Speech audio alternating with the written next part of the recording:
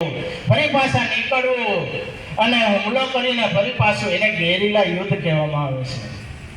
તો એમાં એ પોતે નિષ્ણાત છે અને જેને આજે મહારાણા પ્રતાપ તરીકે આપણે ગૌરવભેર નામ લઈએ છીએ.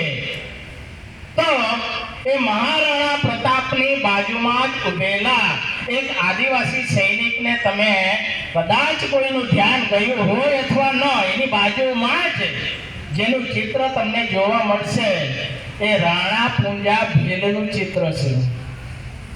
જ્યારે મહારાણા પ્રતાપ અને અકબરની વચ્ચે યુદ્ધ થાય છે, યુદ્ધમાં જ્યારે છેતરપિંડી ગણો ગમે તે ગણો, પણ મહારાણા પ્રતાપને પાછળ હટવું પડે છે અને એ સમય દરમિયાન મહારાણા પ્રતાપને જંગલોની વચ્ચે આશરો આપનાર રાણા પૂંજા ભીલ એ આજે એને યાદ કરવામાં આવે છે.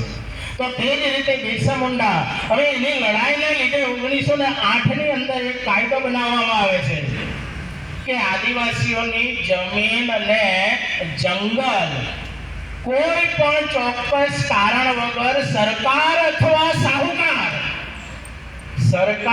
અથવા સાહુકાર લઈ શકે નહીં, દખલગીરી કરી શકે નહીં. એટલે આમ તો જળ જંગલ અને જમીન કોના હતો કે આદિવાસીઓના. મૂળ આદિ અનાદિ કાળથી આ દેશની અંદર સંઘર્ષ કરીને જીવતો માણસ એટલે આજનો આદિવાસી, અને એના વંશજ તરીકે ગૌરવભેર તમારી સામે ઊભો છું.